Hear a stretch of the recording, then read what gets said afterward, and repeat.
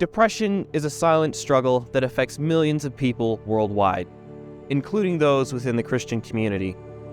All too often, it is a struggle that goes unnoticed and unspoken, hidden behind the facade of a seemingly perfect life.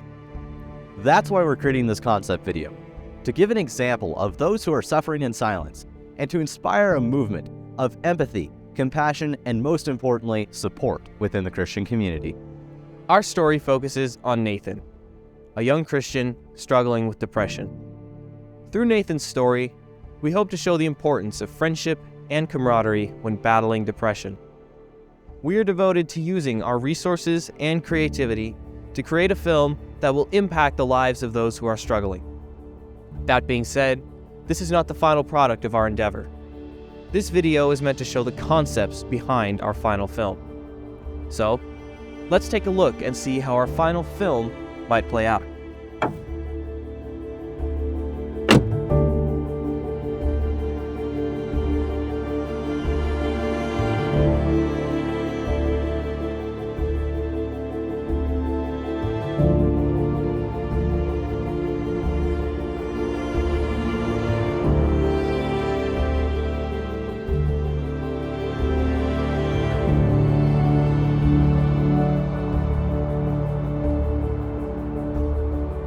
Our story begins with a friendly knock on Nathan's door.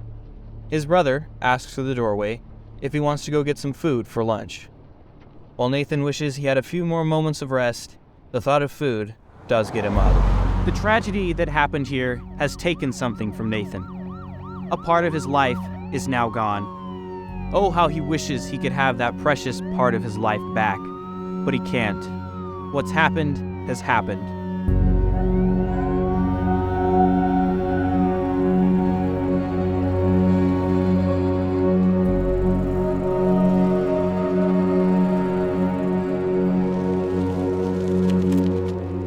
Nathan wishes that the clock would just stop and give him time to breathe. But no matter how much he wishes for it, the only thing the clock tells him is that he has to go meet with his friends at the local pizza diner very soon. And while time with friends and good food is fun, it doesn't fully mask the hollowness that he feels.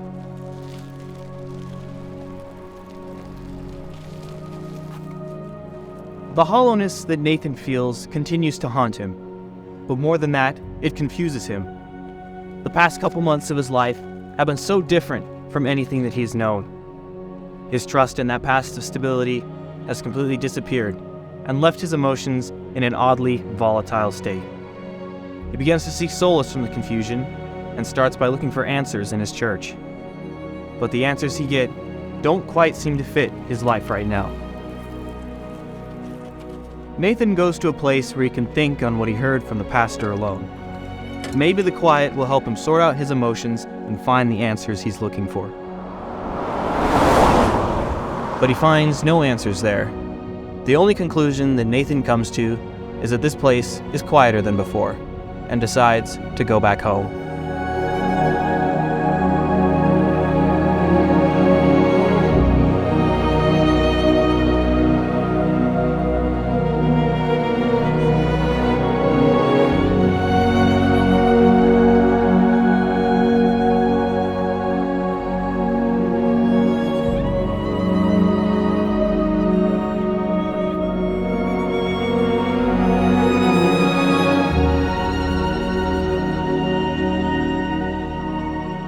Nathan slowly wakes to the light pouring through his window.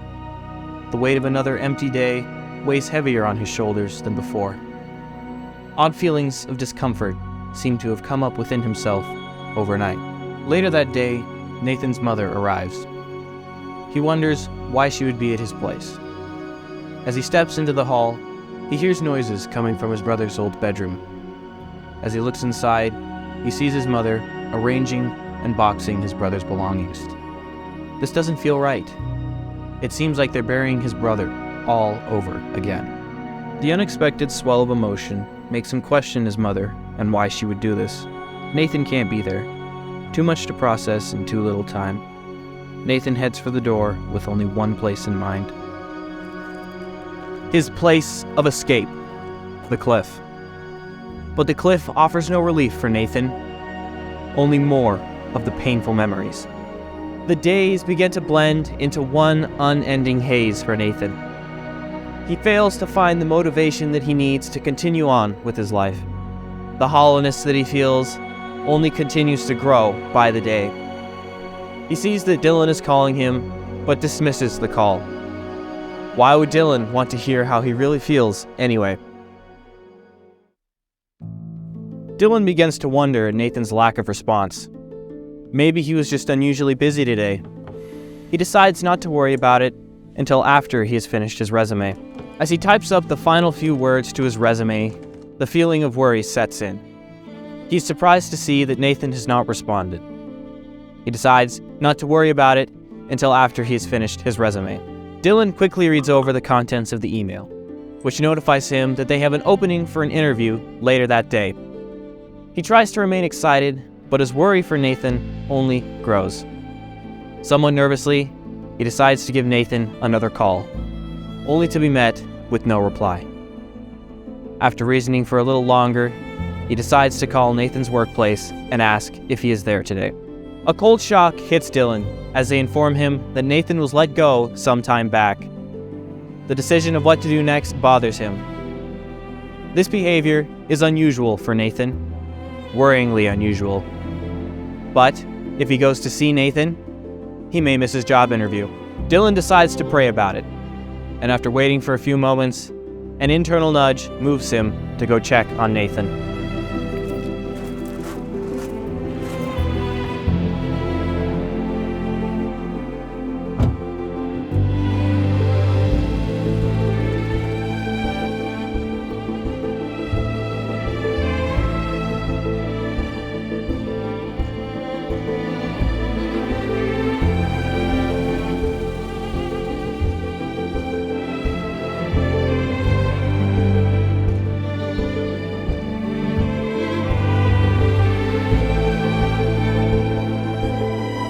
When Dylan arrives at Nathan's house, no one is home.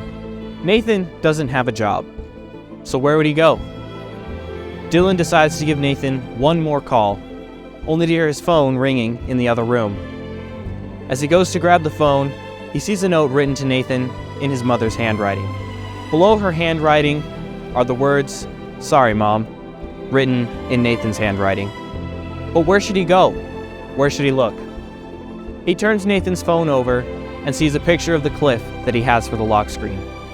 The gravity of the situation propels Dylan out the door in search of Nathan. As Dylan drives to the cliff Nathan so often visits, he sees him there, close to the edge, in a dire state.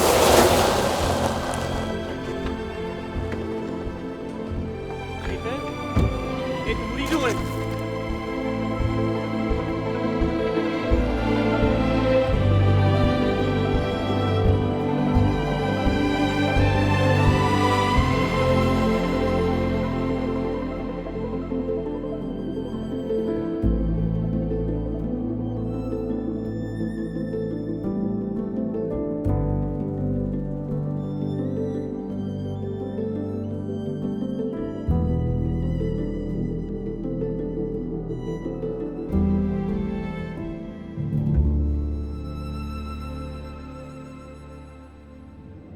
This was a concept film, aimed at showing you the ideas behind our project, but also to show you how our final film will look. Unfortunately, our schedules did not allow us to have the final film done on time. Even though this is not the final product, it captures the core of our story. The story dedicated to those who never got a chance to share theirs, and to help those who are battling depression to find a way out. If you're interested in supporting this project, please check us out at Buy Me a Coffee, and feel free to follow us on Instagram, TikTok, and YouTube. We'd like to thank everyone who has supported this project so far. Thank you for your prayers, continued support, and encouraging words.